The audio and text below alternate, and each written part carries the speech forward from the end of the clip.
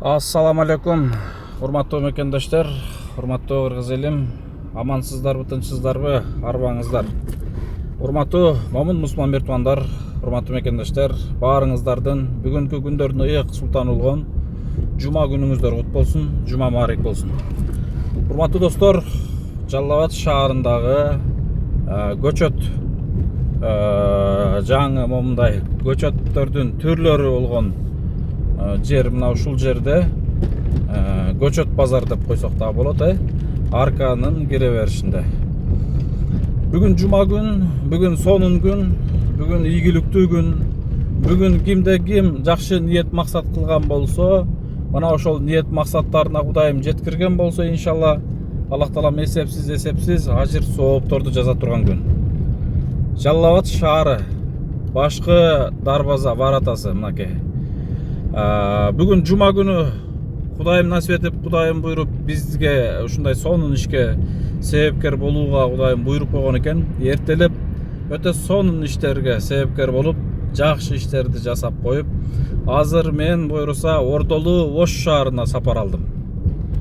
Мынакей Жалал Абад шаарынын башкы круговой, Кыргызстаныбыздын туусу желеги дайым ушундай бийиктей берсин. Бул жак Ош Бишкекке ушул оң тарапка кетсең Бишкек болуп калат. Сол тарапка кетсең кадимки Ошко кирип барасың. Мен бүгүн кыскача сиздер менен ушул видео аркылуу амандашып коюуну туура көрдүм. Жакшы сапарга чыкканда сиздер менен баарлашып коюуну туура көрдүм.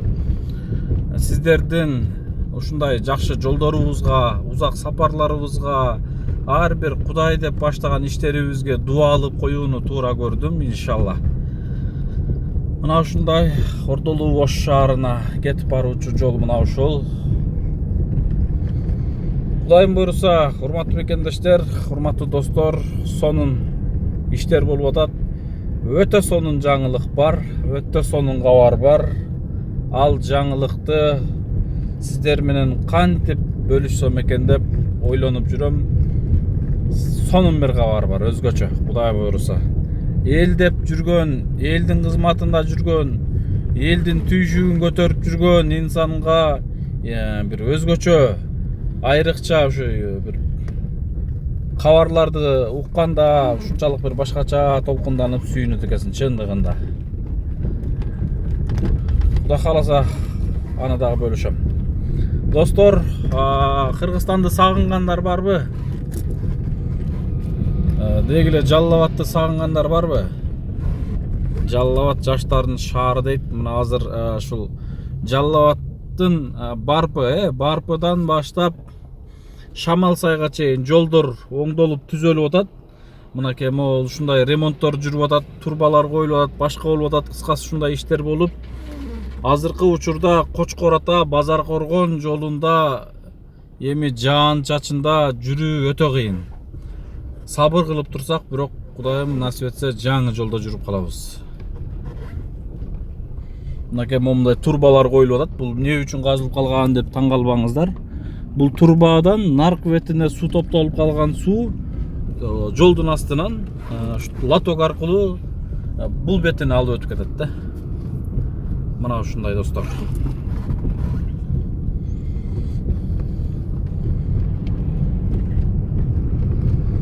Кудай кааласа жолубузда оңолуп түзөлө турган убакыттар келет. Зыңылдаган бойдон кеттим мен. Мынакей Ош Бишкек трассасы ушул. Ош Бишкек автобус жолу. Бир убактар келип калса, Кудайым насип этсе, Кытайдагыдай, башка мамлекеттердегидей жеңил машина жүрө турган жол башка, грузовой чоң машиналар жүрө турган жол башка болуп калса, Кудайым буйруп насип этсе, Кыргызстаныбыз өнүксө, ошол күндөргө дагы жете турган күн келет. Мен мындай кылайылчы, мен сиздер менен жүзмө-жүз телефонду моундай жерге коюп алып, бир сонун баарлашып кетейинчи кыскача, Assalamu alaikum da bir жолу. Кудай буйруса сонун жолго чыктык. Жума убактысына ушул Ошко жетип калайлы. Жума намазын Ошто окуп калалы деп жакшы ниет менен жолго чыктык. Жума намазынан кийин бизде жакшы иш бар буйруса. Төкмө акын Идрис Айтбаев досубуз менен ушул бир иш чара кылып атыптыр. Бир инсандын бир ооруп аткан өтө оор ооруда менен алышып аткан бир тууганыбыздын ден соолугуна себепкер болуп калайлы деп бир иш чара семинар өтүп атыптыр. Мына ошого катышууга кетип баратабыз. Достор, туугандар, биз баягы муктаждар комплексинин ачылышына даярдыктабыз. Дагы деле ошол аракеттебиз. Кудай кааласа жакында анын ачылышына толук аракет көрүп бүтүп калсак, ачылышын кылабыз. Андыктан Кудай кааласа жакын күндөрдө кимдер жашайт ал жерде, кандай муктаждар жашайт, аны дагы чогуу биргеликте көрөбүз иншалла. Кудай буйруп калган, Кудайым кимге насип этсе ошол инсандар жашайт. Бүгүн жума күнү ар бир инсан негизи бир жакшы иш жасасам деп ниет кылса керек. Бизде да ушу принцип бир эле жума күнү эмес, ар бир күнү, ар бир сааттарда ушул артыбызда жакшынакай из калып, элибизге бир пайдабыз тийип, элдин дубасын алып, Аллахтын ыраазычылыгын таап калсак деген ушуну аракеттебиз. Бирок өзгөчө жума күндөрү бир өзгөчө басымдуулук иштер жасаган аракет кылабыз. Эми анын баардыгын айта бериштин кажети жок, достор. Бирок жакшы иш болду иншалла.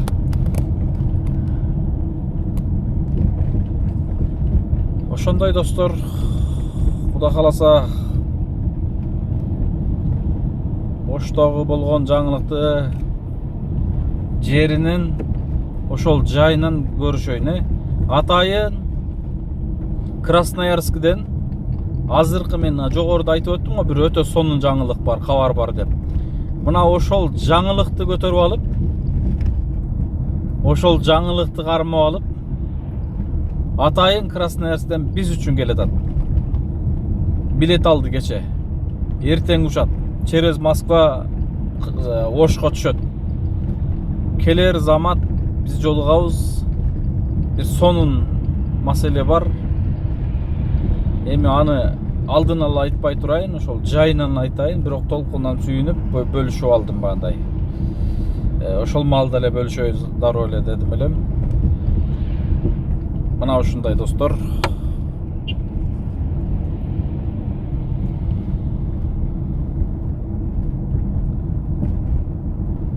Андан сырткары бизгече айымдардын майрамына, аял затына, баатыр энелердин дубасын алуу үчүн Ош областынын 5 районунан, 6 районунан жана Жалал Абадтан 2-3 райондон жалпысынан 350 баатыр эне чакырып дубасын алалы деп дубасын алганбыз 8 март күнү. Мына ошол иш чарабызда толук монтаж болуп бүтө элек. Толук монтаж болуп бүтсө, ошол видеону бөлүшөбүз сиздер менен. Сонун иш болду. Негизи эле ушунчалыгына шүгүр кылам, ушунча иштерди мойнубузга, пешенебизге Кудайым жазып, ушунча элдин башын бириктирип, ушунча ишти мойнубузга, бандай жоопкерчиликти мойнубузга артып, бизди Кудайым ишеним көргөзүп, эл астына чыгарып койгонуна ушунчалык шүгүр кылам. Бул да Алла Тааланын буйругу менен. Аллах Таала кимге момундай иштерди, bundan башка иштерди насип этсе, мына ошондой иштер боло бермекчи.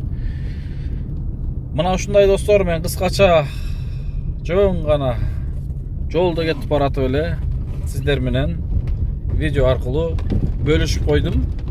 Бирок бир айтайын деген бир маселе бар эле, сөз бар эле. Эсимен чыгарып атам. Унутуп калдым. Ойлорум таркап кетти.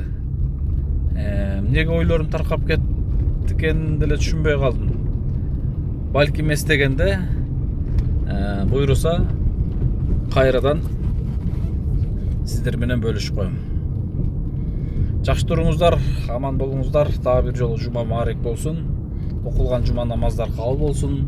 Элибиз үчүн, мамлекетибиздин алдыга өнүп өсүүсү үчүн, элибиздин ооруп аткан мекендештерибиздин ден соолугу үчүн бүгүн жума күнү көп дуа кылыңыздар.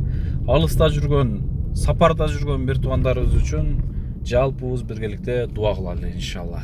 Жакшылыктарда көрүшкөнчө ассаламу алейкум.